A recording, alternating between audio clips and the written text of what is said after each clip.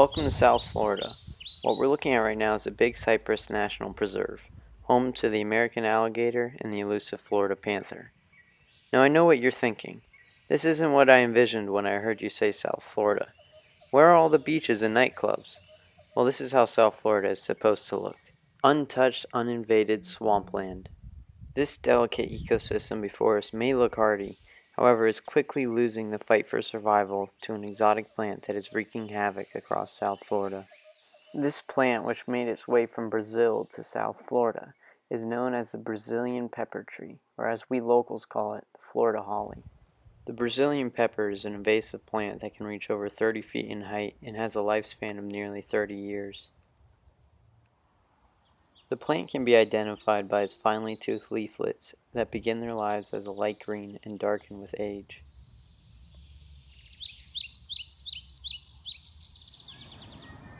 Another distinguishing characteristic is the plant's white flower clusters, found towards the end of the plant's branches when in its juvenile stage. However, the easiest way to distinguish a Brazilian pepper from a group is by its glossy, bright red fruits. These fruits, which are a delicacy for many native birds, play the largest role in the Brazilian pepper's widespread throughout South Florida. Now I know what you're thinking. Does this plant really affect anything?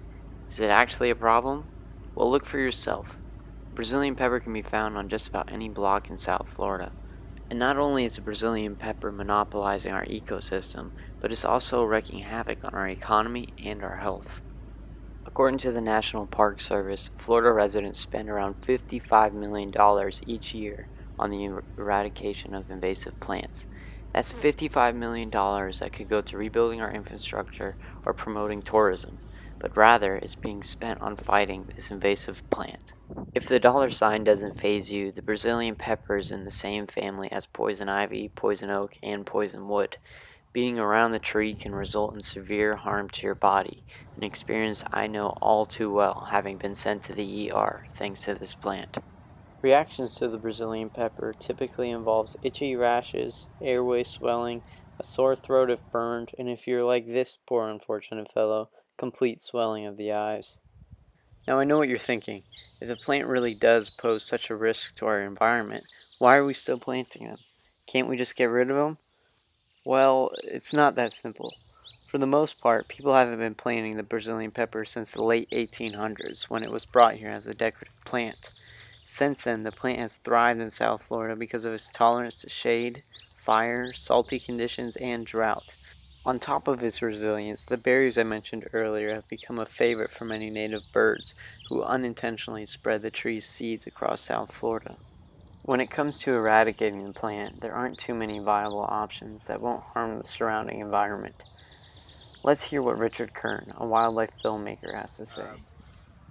One huge problem right now with our natural ecosystems is the introduction of invasive species of plants and animals. The animals usually get a lot more attention. Something like the Burmese python is large, it's scary, it's charismatic, but something like a Melaleuca or a Brazilian pepper is a lot less flashy of a headline. However, they are potentially as bad for the environment. Brazilian pepper, especially. Brazilian pepper was introduced as an ornamental plant in the late 1800s. Unfortunately, it really thrives in this environment, and it has spread like wildfire. There are areas in Everglades National Park where the Brazilian pepper problem is so bad that they've tried everything, and they've actually resorted to basically scarifying the land with bulldozers. They push all the earth, all of the soil. They scrape it off of the limestone into piles, and that seems to be the only way to effectively get rid of all of the Brazilian pepper. I've heard that even if you yank a Brazilian pepper up, but you leave some of the roots, if there's a root that's a quarter-inch thick or thicker, a new tree will sprout from that root. So that gives you an idea of how tough it is to combat this really hardy plant. I think herbicides may be the only real viable option, but most herbicides, you know, you have collateral damage with that. They affect other plants, and it can probably be very expensive. Um, Brazilian pepper grows very thick. It creates a very dense um, uh,